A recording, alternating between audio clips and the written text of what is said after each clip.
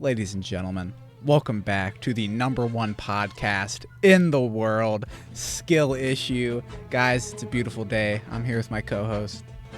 Hello, how we doing today, folks? It is a beautiful day outside.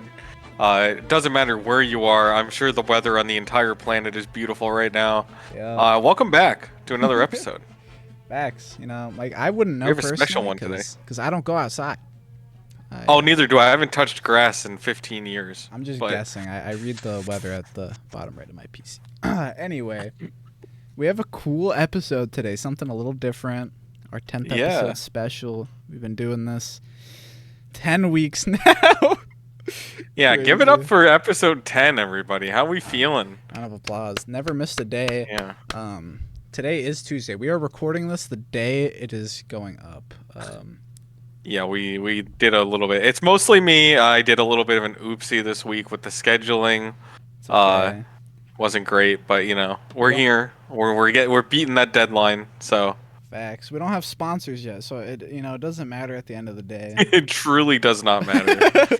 Once we get sponsors, if anyone wants to sponsor Skill Issue, let us know. I also want to say one more thing. Our Deep Rock episode has done incredible. It's our best podcast to date. Ton of love on it. So if there's any new people here from that, thank you. Yeah, thank you. Shout out to all the crazy rock and stone fanatics that watch that video.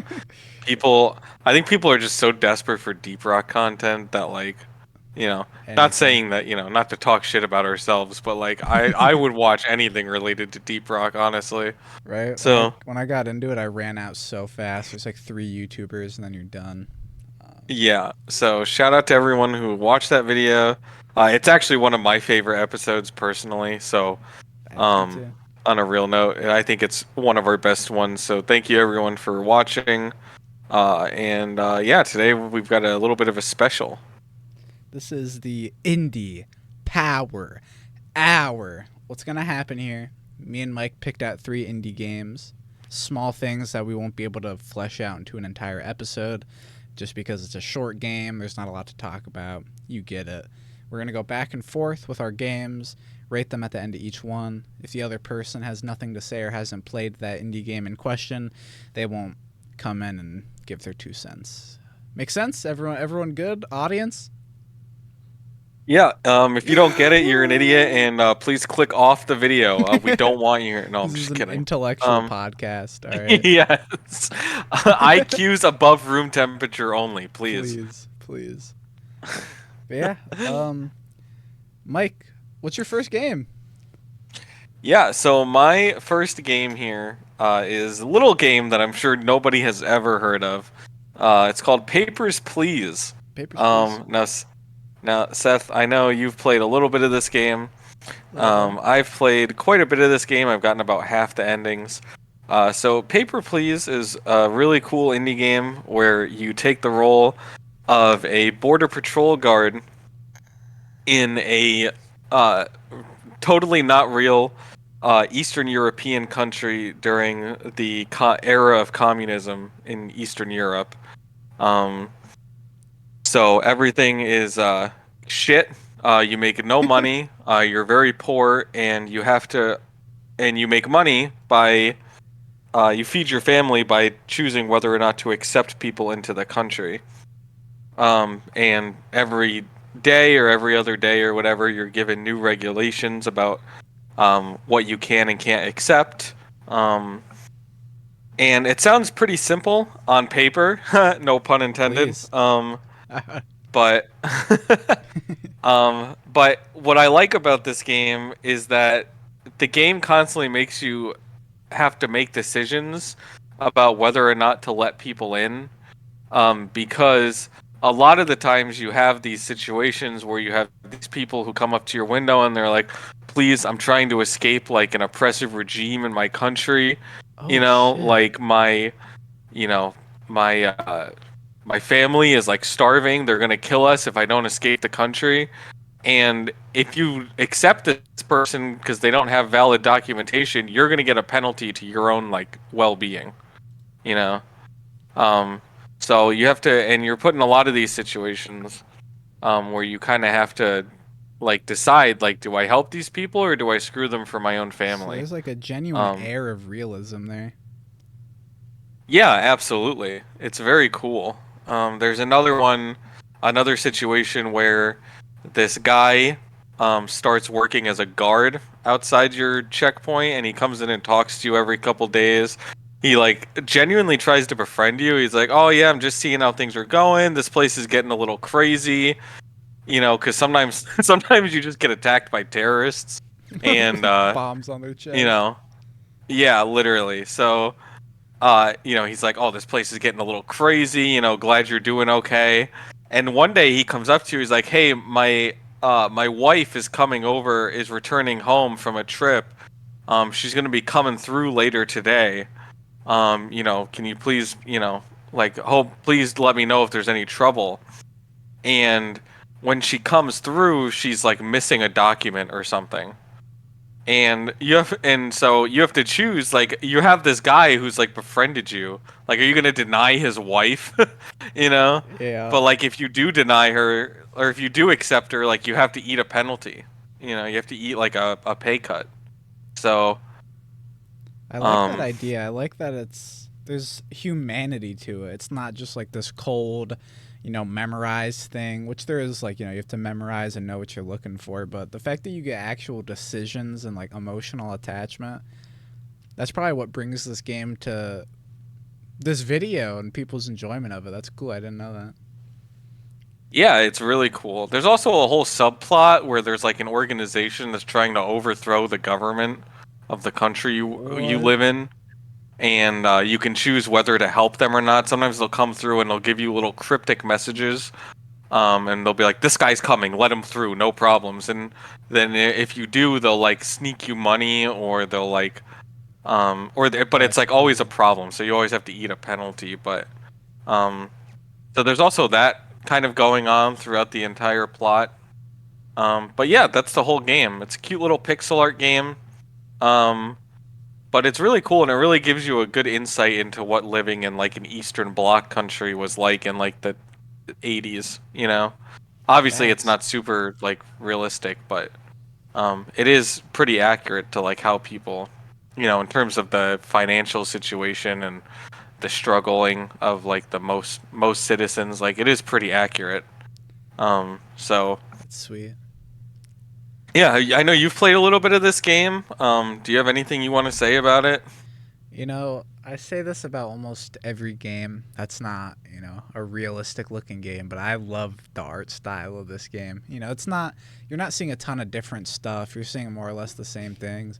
But I think the gritty pixel art of it, that like dryness of the color palette and stuff, feels cool. And then when they do use color, like when a suicide bomber blows up, it's all red, and they use color to make things seem Hmm. important and out of place, and it's cool. It was just designed well. Yeah. It looks great. Couldn't imagine the game any other way. Oh yeah, it's very immersive as well. Like it really, even though it's not like super realistic looking, it does kind of like suck you into its atmosphere. Um, and it really makes you feel like you're living in this like fake, parody of Eastern Europe that What's they've the created. what's the country called? Artstotska is the country you Arstotzka. live in. Glory to Artstotska. Cause That's no trouble.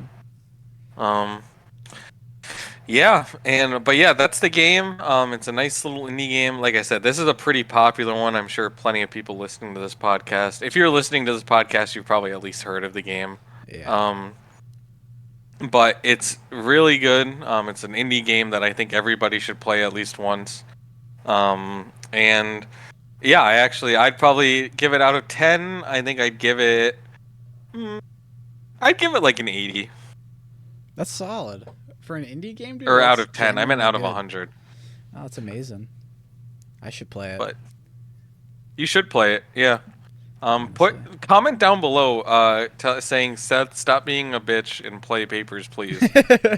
Please. I'll get the papers. Please, I'm so dude, sorry. please. Bad joke. Yeah, I'll Um, probably play it. It seems pretty cool. yeah, but yeah, that's all I really have to say about this one. Just Yeah, cute little indie game about not starving to death. So I feel that. you know, Well, My game, my first one that I'm throwing up here, is something that me and Mike have both played. I pressured Mike into playing it. He got generally pretty much all the content, everything that's really important, right? So, this game is a wonderful source engine. It's the Stanley Parable. Ultra Deluxe. We have to be very specific. This is the Ultra Oh yeah, Deluxe gotta include version. that. You pay extra for the DLC here. The Stanley Parable, I'm sure most people know. Maybe not a lot of people have played it. It is a source game, probably one of the most popular non-Valve source games ever made. It's a bizarre game. Defining it is kind of weird. You could say it's like a walking simulator, a choice-based game, multiple endings. But the core of Stanley Parable is it tries to be so much more than that. It tries to be a commentary on gaming, commentary on a lot of things, honestly. It is, you play as Stanley, a simple man who works an office job. He gets up from his desk one day to find everybody is gone, and he begins this journey to try to figure out what's happening. So you get off out of your desk, you walk into an empty office, and the game immediately presents you with two doors that you can choose. And there's a narrator, an incredibly important part of this game, that tells you to choose the door on your right.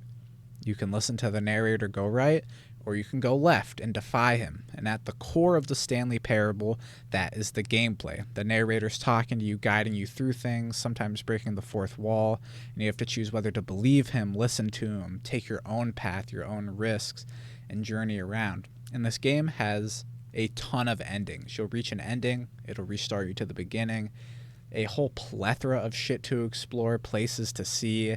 This office is like not really an office, it's just this brain bending, bizarre world. If this isn't making Completely sense, nonsensical. yeah, if none of this is making sense, that's normal. This game is not supposed to make sense. It's supposed to be weird, confusing. But I think what separates the Stanley Parable from all its labels and the way people perceive it is the actual depth and good commentary you can find in this game, the creative and interesting paths, and the game's ability to reference itself but have that not be the main gimmick. Like, it takes itself seriously but acknowledges it's silly and it's a game. I'll give you an example. The Ultra Deluxe version of this game came out after the original. And the whole point of it is to make fun of Game Deluxe, DLC. You know, you pay for a Deluxe, it sucks, you're getting like scammed out of content, scammed out of money. So Stanley Parable tries to make a mockery of this by making the DLC boring. You get a jump circle where you can jump. You get a shitty elevator ride. You get literally nothing. But then the game completely flips it on its head after making that commentary, where you get this whole segment about reviews and critics, in a way kind of referencing what me and Mike are doing, like the conversation around video games, sharing opinions, making fun of that, and kind of like giving you an interesting perspective on it. And one of the negative reviews talks about how they wish there was a skip button for the narrator because he's annoying and he drones on and on. So they give you that, a skip button. But every time you press it, there's a huge jump in time, a huge gap between the moment you pressed it and the moment you come back to. The narrator is sentient through the entire skipping process. So whenever you skip him, he has to exist in that period of time.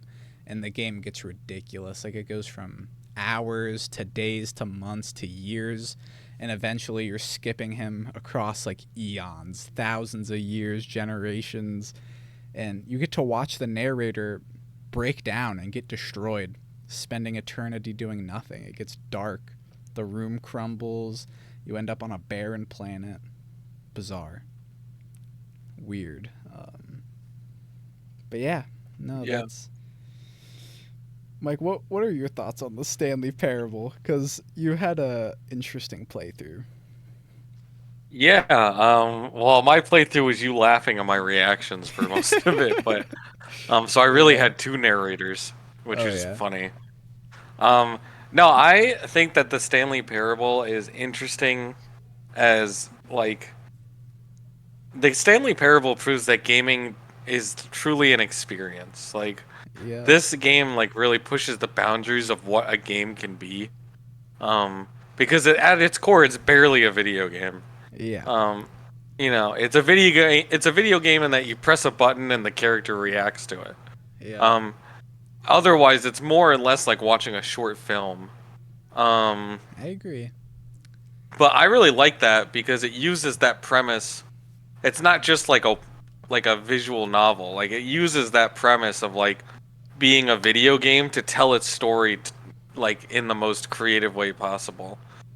Absolutely. It almost seems like you're going to like a show or you're like watching like a theater performance. The narrator is incredible. He does an amazing job. I can't even imagine how much Oh yeah. dialogue he had to record for that game. It's Oh my insane. god. You know what Um, it feels like actually? what? It feels like you're playing the game and then the game developer is standing over your shoulder watching you play it and like mocking you the entire time. Yeah. It's And I think that's really funny and cool. it's actually funny you say that because there's a few clips. The one that I'm thinking of is Germa was playing it, and there's a section of the game where you're walking through an entire expo about the Stanley Parable 2, like a joke about them making a sequel and all the cool content they're going to add. One of them being a bucket, which I kind of want to talk about. But there's a QR code there that you can scan. And when the Ultra Deluxe first released and people were streaming it, the developer would take someone who was streaming it, who was in the expo, and put them on the cover page of that QR link. You'd be like, oh, Germa988 is going through the expo right now, checking it out.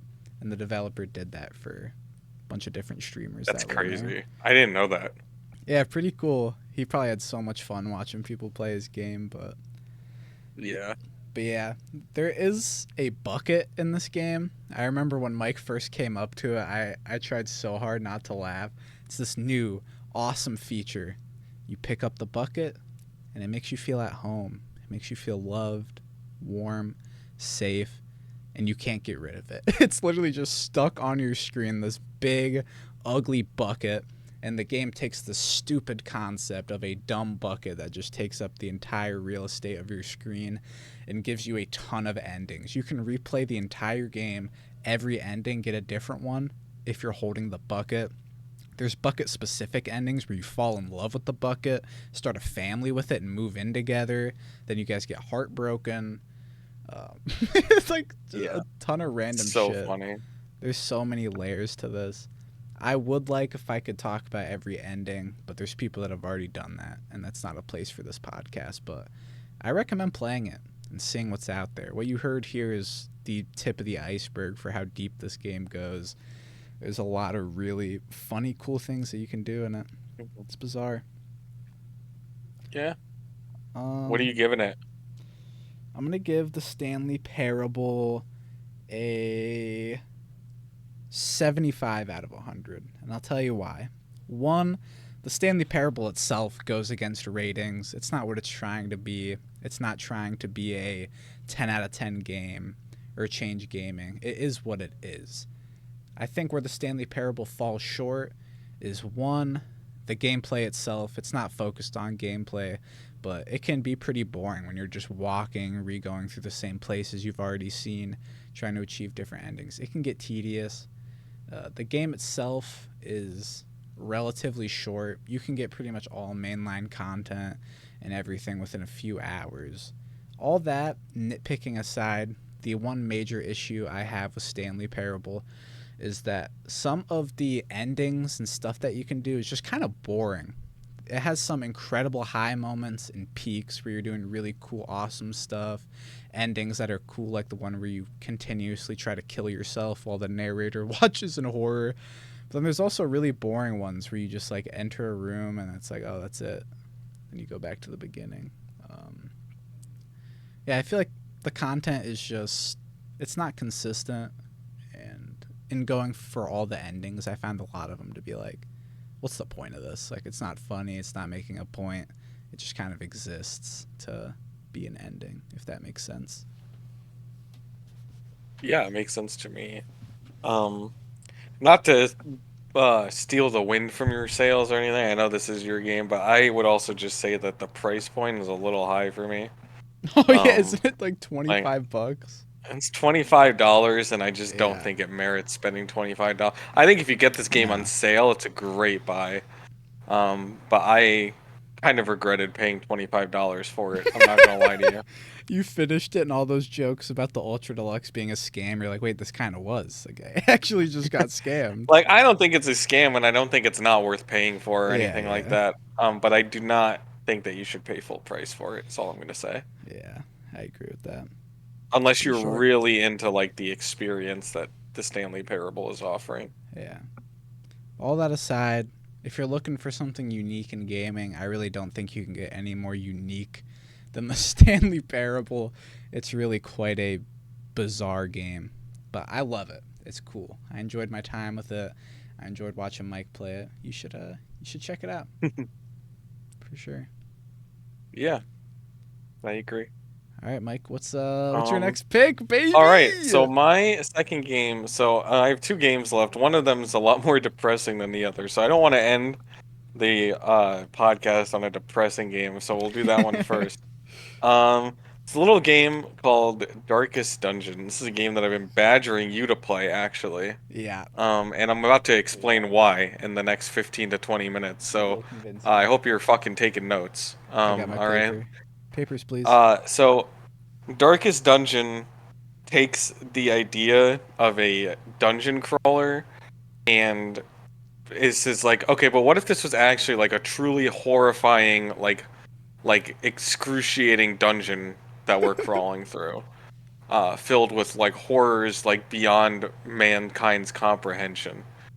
Uh, and that's what you do. So in this game, you play as the heir to a massive estate. He has left you in his will. The problem is that the guy who left you the estate was completely batshit insane.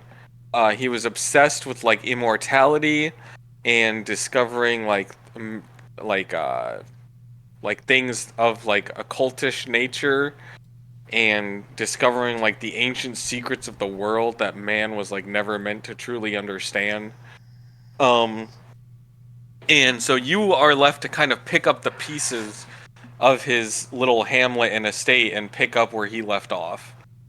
So you assemble a team of heroes, and you send them into the dungeon to clear things out, recover valuables, and find more knowledge that will eventually help you discover the secret that the person who left you the estate failed to discover.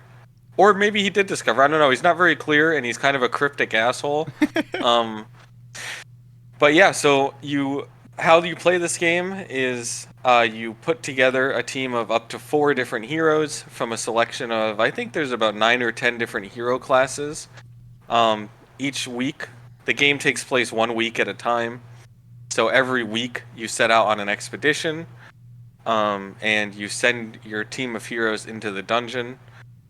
You go through the dungeon, clearing traps, collecting loot, and fighting monsters, which is a turn-based fighting style. Um, Monsters can attack you by obviously dealing health damage to your guys, but they can also deal mental damage, which is Oh. accumulated via stress. So every character has a health bar and a stress meter, and when characters become too stressed out, they start to go crazy a little bit. They start to experience like delusions, or they become paranoid or aggressive or like terrified. They can act out and not do things that you don't tell them to do. And if they get really too stressed out, they can actually just have a heart attack and die. Um, Damn. so you have to manage that in addition to making sure they don't die of physical damage, which is really cool because it adds a whole nother layer of depth to the gameplay and strategy. Um, And there's also permadeath, which I know is a controversial game mechanic, but I really like it for this because the game tells you straight up that your survival is not expected and that the heroes that are bringing to you are not people you should get attached to. They are tools that you use to reach like your end goal. And if they die, you replace them with somebody else. That's tough. Um, you know. But um Yeah, and then when you're not raiding through dungeons, so you go through a dungeon, you complete an objective, and then you come back to the town. You get to keep whatever you can carry out of it.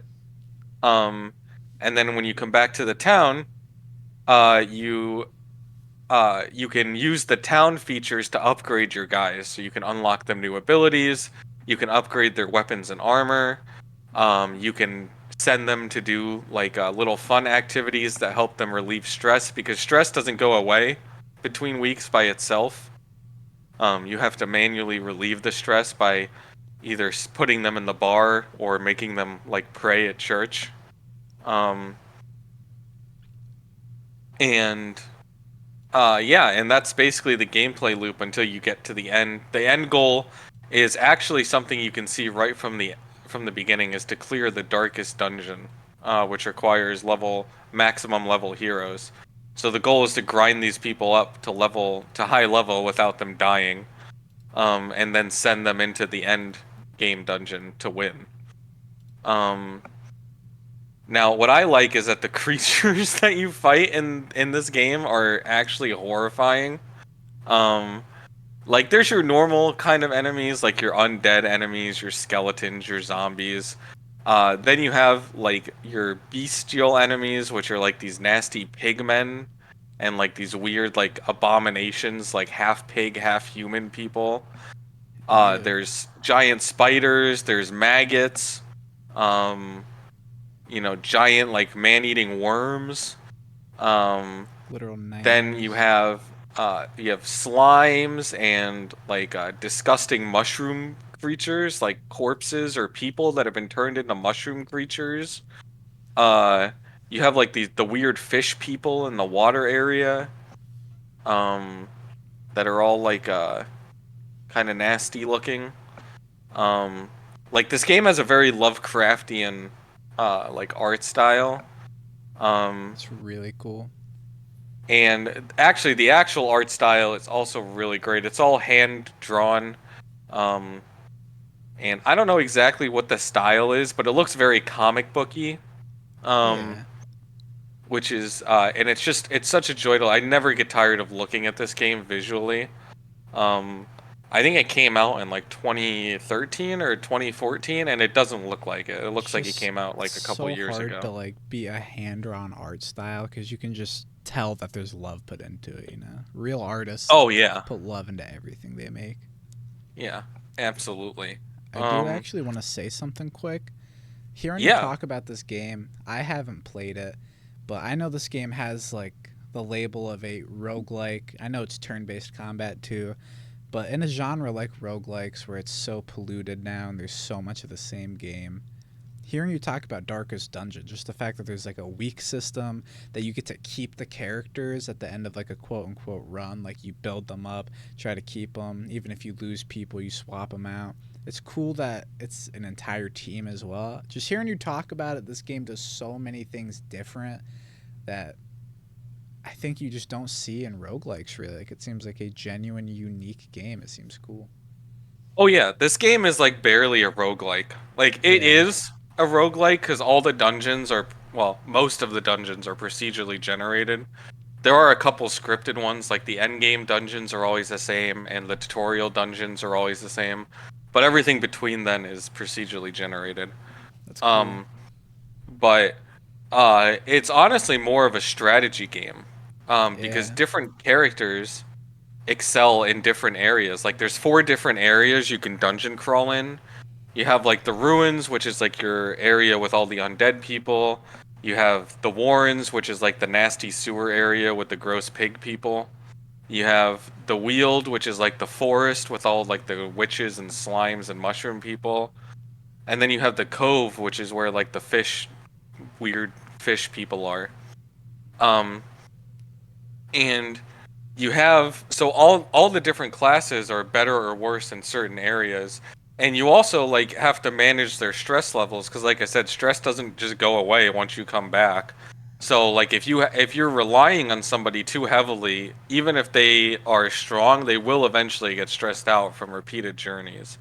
um so it incentivizes you to try new things and learn different like heroes or different classes or whatever. um And what's also cool is each individual class also has like their own backstory.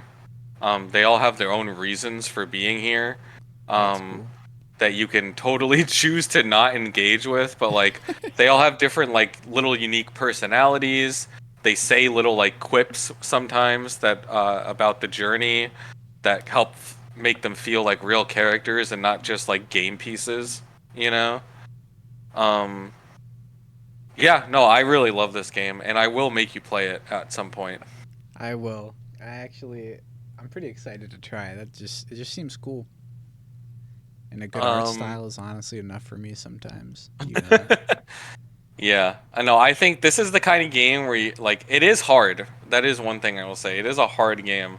Um, but it is kind of punishing. But there is like a pretty easy mode that you can put it on. That's like not a cakewalk, but it's like just less punishing. I'm sure the Um, difficulty makes it that much more rewarding once you understand the mechanics and can kind of oh, it does. gracefully Like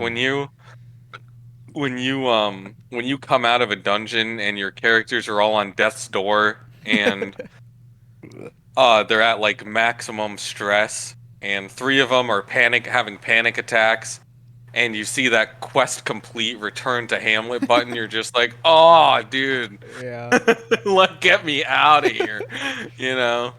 that's awesome. Um, because there's always the chance for like shit to go wrong. Like sometimes you can have a stacked team with the best like trinkets on them, and they all have goated abilities. They all synergize with each other really well, and then you just run into a roaming mini boss that kills three of them, and you're just like, okay, well, see you later. Yeah. You know, so. But that's what I like about the game is it keeps you on your toes. So. If I Absolutely. out of 100, I honestly give this game like a 90. Um, Nice. I think it's super unique. There's not really anything else like it. And yeah, I just like I can't say I will always try to get people to play this game because I'm the only person I know who has played it and enjoyed it. So Beautiful. Yeah, I'll probably get to it. Starman, actually, our friend Max got me this game. He loves it as well. So, well, he has it's a goated matter of time. taste. So I mean, Yeah, he really you know, does. Shout out Max. He's not listening to yeah. this, but Shout out shout out Starman. Max. Anyway, any other um, thoughts before we move on? no, honestly, I am. I think I've said everything I want to say about the game. Play Darkest Dungeon now. Now. Well, after Why are the you still podcast. here? Oh. No, I'm just kidding. Shit. My bad. Well, I'm going to talk about a game that is almost the complete opposite of what Mike just talked about here. We're talking about monkeys, we're talking about balloons, we're Oh, here talking we go. about Bloons tower defense. I'm going to be focusing on 6 here, but before we talk about 6, I want to give a general history of the game pretty quick. A lot of people my age remember this game from the Flash game era. I don't know if you ever played it at school, Mike. I don't know if it was as popular as other Flash games, the school I you were spent a at. little bit of time on cool math games. You Yeah, know, I yeah. was around the block. This was one of those that I don't know. My school just really loved it. I always saw people playing it. It started as Bloons Tower Defense 1, 2, 3, the early days, super simple, PNGs, basic upgrade systems, but it's just a tower defense game, right? You place towers, waves come through that get progressively harder. You get different upgrades for your towers to tackle the different kinds of balloons that come through. Really bizarre concept. I feel like this game could have only been born out of the Flash game era. If it was made today, people would be like, "What the fuck is this? Monkeys throwing darts at balloons? Like that doesn't. It's It's stupid. definitely a They're product of its stupid." time. Yeah. But I think what Ninja Kiwi did incredible was they saw the potential in this game. They listened to the fans. They consistently made new maps, new towers, different changes. And with the release of each Balloons game up until 5, it just got better and better. 5 was like the first super successful Balloons game. It went out on mobile. I remember even my mom played it. Very successful, and now in the modern day, they made Bloons Tower Defense 6 with a complete graphic overhaul. It's like 2.5 dimensions, like 3D models.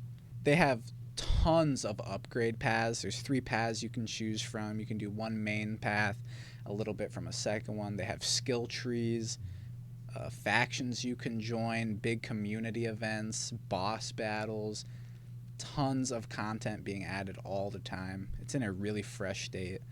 And I think what Bloons Tower Defense does better than any other game, besides, every other tower defense game, I should clarify, is beyond the developers actually being in touch with the community and consistently giving it content, is the actual depth. A lot of tower defense games are very surface level, but I think you'll find once you get into Bloons, the creativity of the maps that make you have to actually think about tower placement and who you're bringing, the hero system where you get one special tower that naturally upgrades itself can completely change how you tackle a level. The different game modes.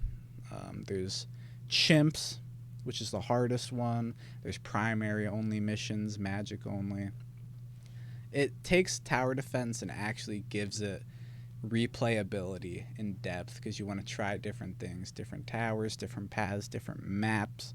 That's why I have so many hours in it and why I think it's stayed fresh, because there's always something new to do, always a new strategy to try.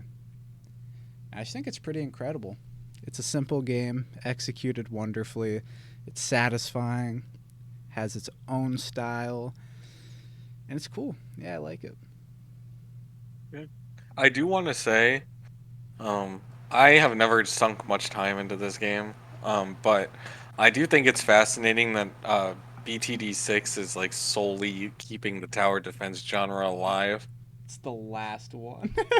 Like Plants vs Zombies dropped the ball because EA just ruined that Turned series. into a hero shooter, bro. Isn't that Yeah, crazy? yeah, that is crazy. I actually they made like another tower defense style game and it ended up being shit, from what I Damn. understand. But anyway, that's not the topic of this podcast. But I just think it's Still though, fascinating yeah. that this game is so good that people are still willing to play tower defense games just because of this. It really is the last of its kind, and it deserves it. Its staying power, I don't think it's gonna be here in 10 years. To be honest with you, maybe like a pretty tight community.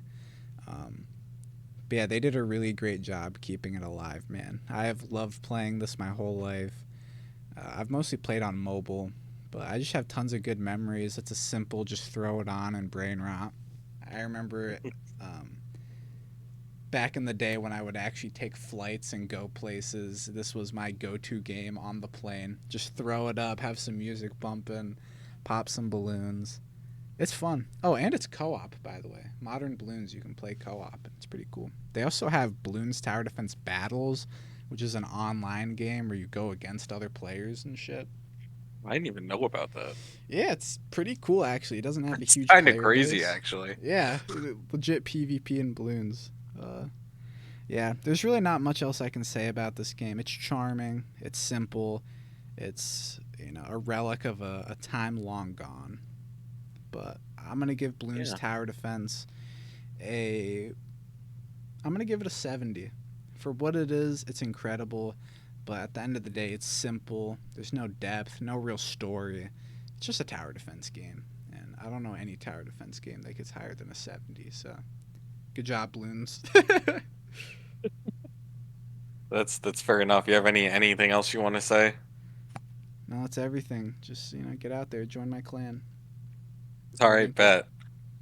All right. Well, I'm gonna throw you for a loop here, Seth, because I Hit me know I with it. told you what my games were, but I've made a last minute change to the roster. Okay, Um, okay. my last minute, I mean, I was thinking about it on my way home from work, and I decided there was something I wanted to talk about more. I'm hyped. Live reaction And here. that is, uh, what, in my opinion, is one of the best platformers.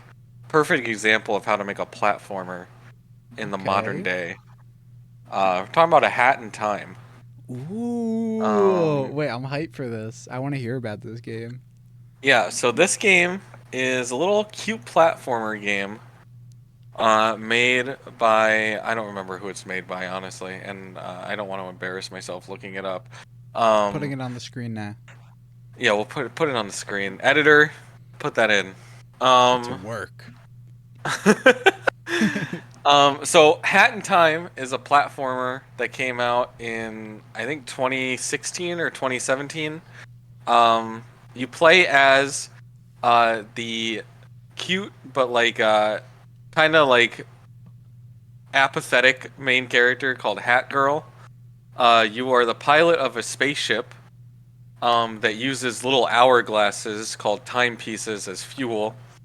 You crash into an asteroid, and your fuel compartment like leaks, and all your little hourglasses fall out, and you have to go down onto the planet to go get them.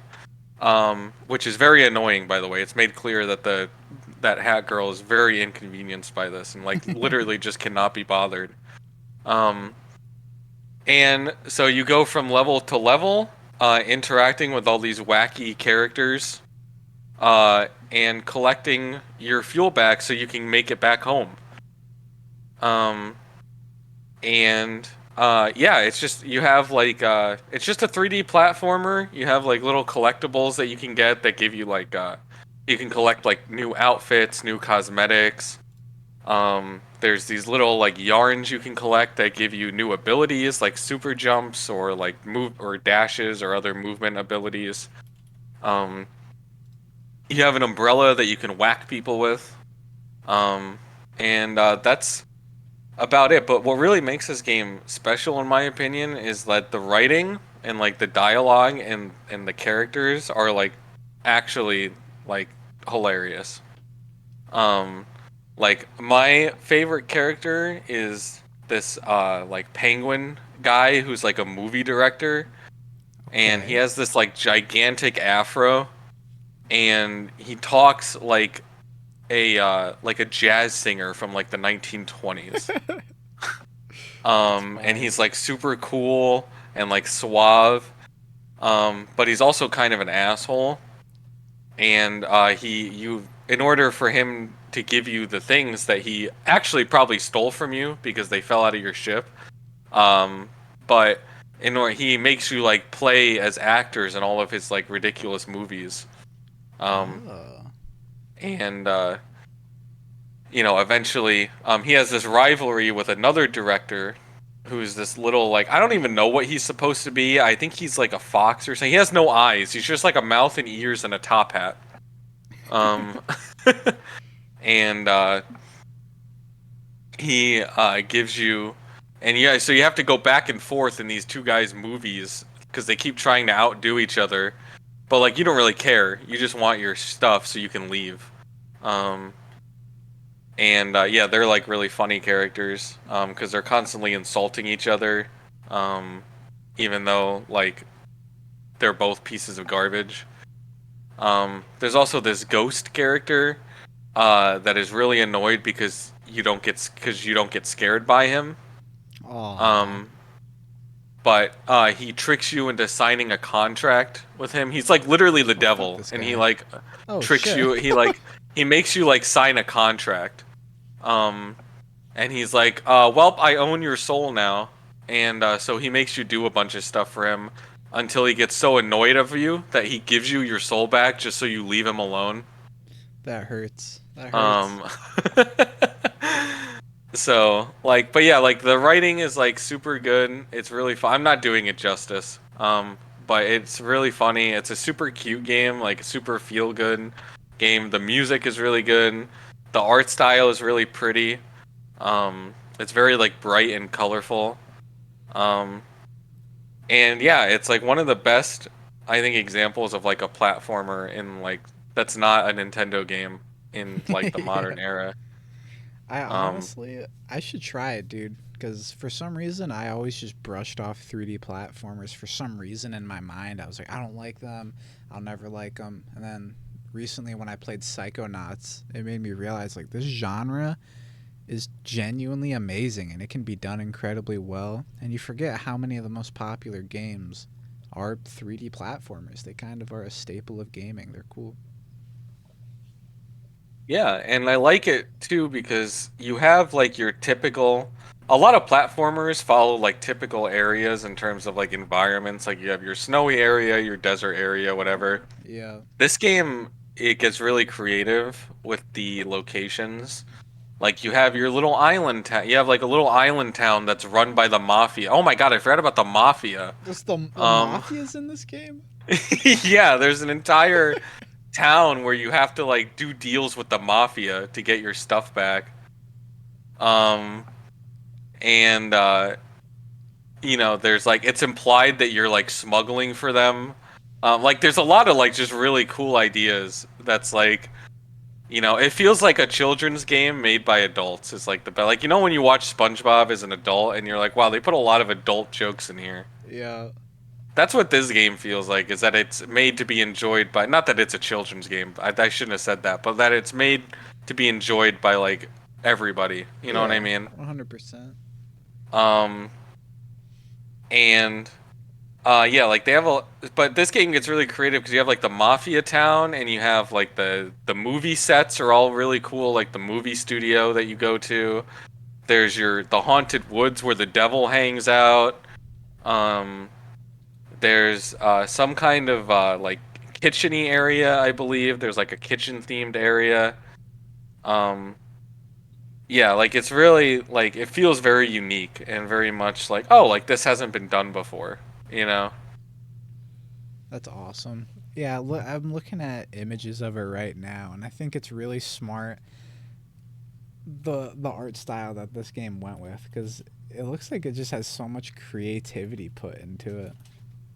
Why is It it really called does. A Hat in Time, by the way? Because you're a time traveler. I should have mentioned that. Oh, yeah, that Um, completely blows the lid off of like the possibilities. You can go anywhere. yeah, That's you're a cool. time travel. That's why your fuel is like little hourglasses. Um, Okay, okay, okay. and it's called a hat in time because you play as Hat Girl, and all your powers come from the hats that you wear. That's So, cute. This game looks beautiful, man. yeah, it's a really pretty game. It's a really feel good game.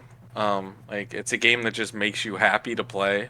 Um, you know, not 100%. super stressful like Darkest Dungeon where you have people having heart attacks.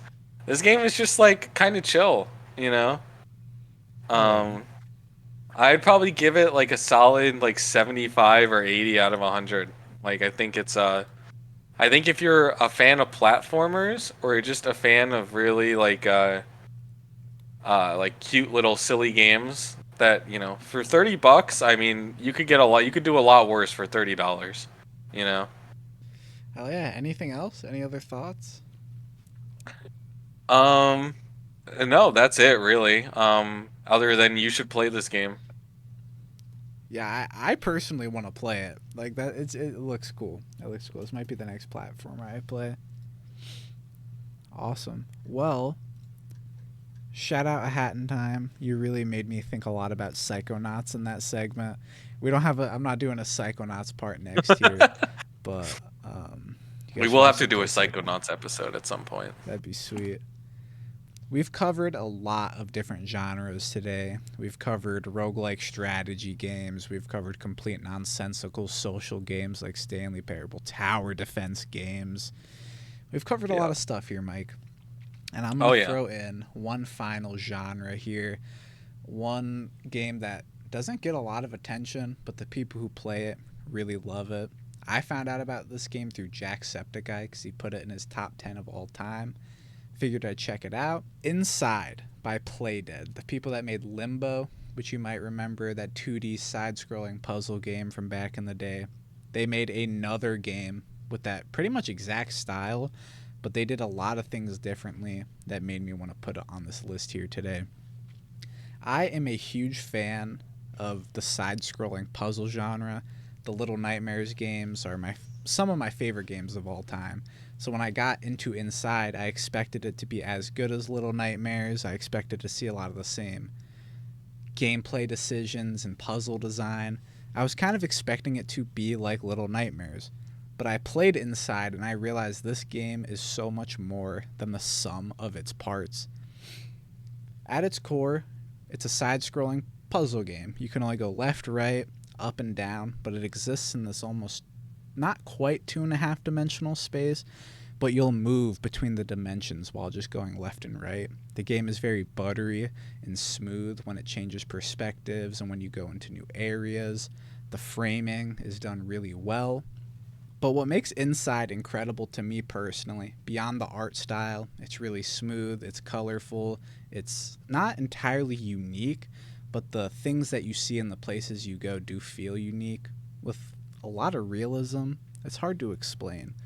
But you play as this little boy in a red shirt who, at the start of the game, is walking through the woods evading some kind of authority.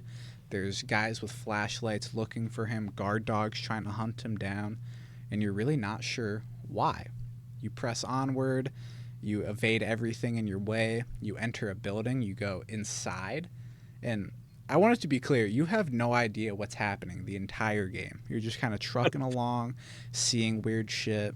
There's this really, really cool segment where you enter this little, like, spherical underwater traversal machine, and you're traveling through water areas, going between land and water. There's this really creepy girl who's like a siren or something that tries to hunt you down and grab you. Regardless, you keep going through this world, keep avoiding things, and as you near the end of the game, a lot of stuff starts to make sense. There's this puzzle mechanic in the game where you use mind control. You hook yourself up to these machines, control like these lifeless husks of other human beings. There's this really cool section in the game where you're in like this single file line of all these people under brain control, and you have to mimic their movements to blend in or you'll get spotted. And it has like, you have to jump twice and spin at a checkpoint. There's another one where you have to like walk back, jump, random stuff. It's really cool. And as you get further and further, you find that there's this science center doing research on mind control, and they have this massive amalgamation of like human bodies, flesh and bone, all in this big test room in like this sphere full of water. And you break into it, climb inside this big mesh, and then you bust out. And the final section of the game, you play as this big amalgamation that the science team was working on.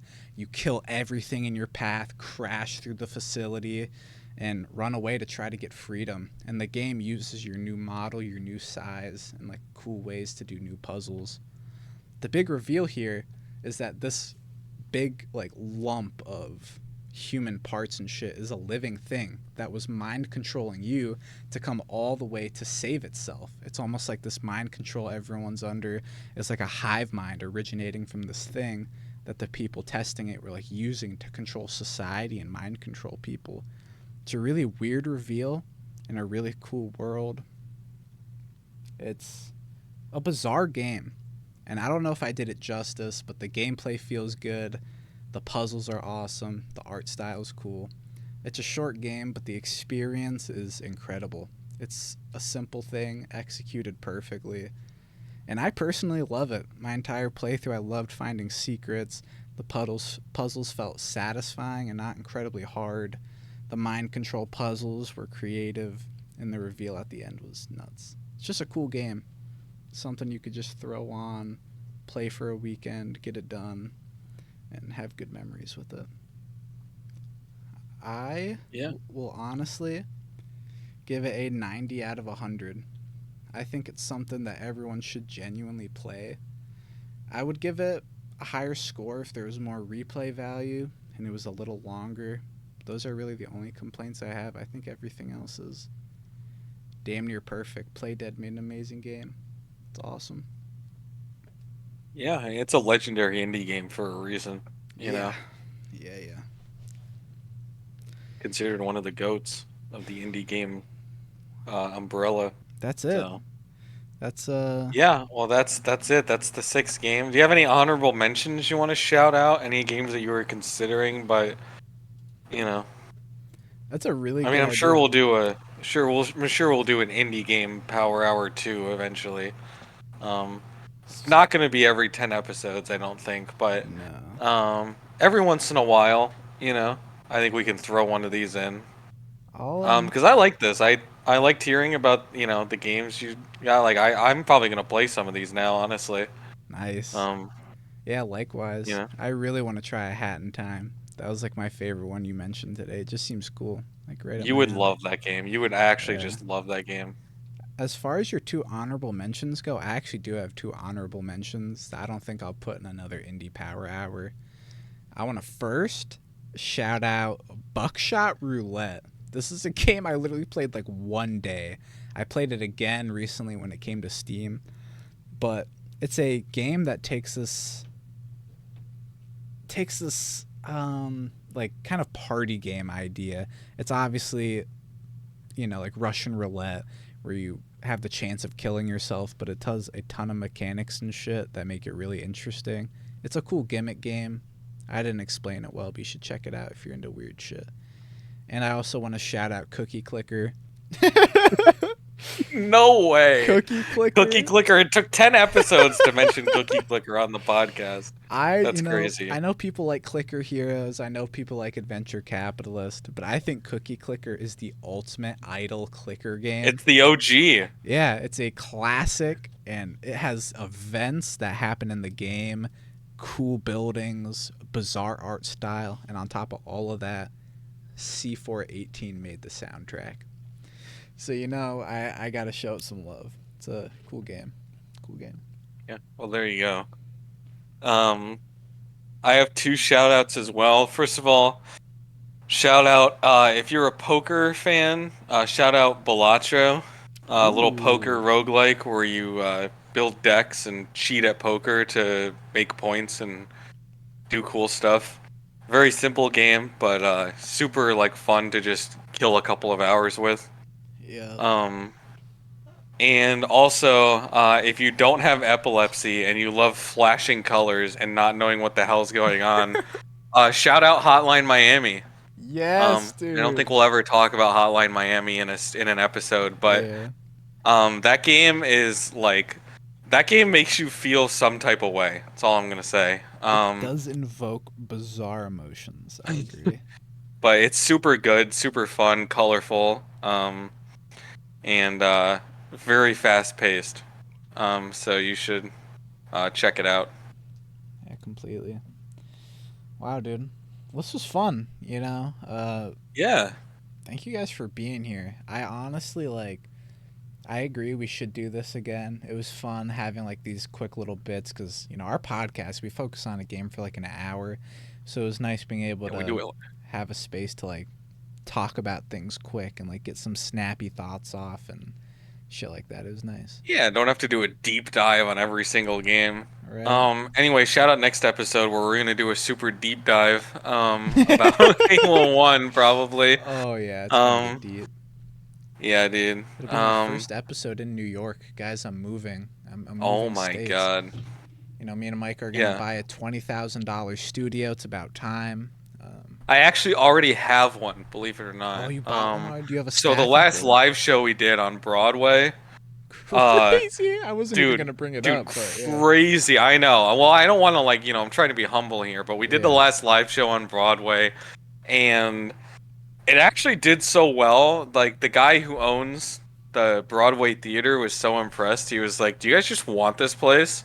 No, I wasn't even there for that. He offered. I know, you left. You were like in the bathroom, and he was like, "Yo, you look like the businessman in this like partnership." He's like, "Do you want this place? Like, I'll just give it to you." And you guys, I feel like you guys are doing the community a service with this show. So generous. And I was like, dude, I'd be honored. And I signed a piece of paper, and now we own it. So, wow. Catch us on New York City and Broadway. Next week. Resume, by the way, too, if you want to get hired for our studio. We're gonna sift through those. All right, do not actually comment your resume, please. Don't dox yourself in the comments. Oh my God. But yeah, no, comment. You know what you should put in the comments? Comment your favorite indie game. Honestly. True. Comment your favorite indie game that you have less than 10 hours in the comments. And if we talked about a game that you love on today's episode, hopefully we did it justice and you don't hate us. Let us know your thoughts on one of these games. Love to hear it. Yeah, and if we didn't talk about a game that you love, it's because it's shit. So get better taste, bozo. Yeah. Gaming isn't subjective; it is objective. Fuck you. Sorry. All right, cool. Well, I guess we just have to do the outro bit. Yeah, for That doesn't change at all, yeah, and for has new been the same fans, for 10 episodes. for new fans, this is an outro we do every single time. Make sure you memorize this so next time you can do it along with us. Take it away, Mike. All right. 3, 2, 1. Hey, where's the Capicola? I'm going to kill myself tonight. All right. Thanks for Thank you, tuning guys. in. We'll see you next week. Love you. Bye.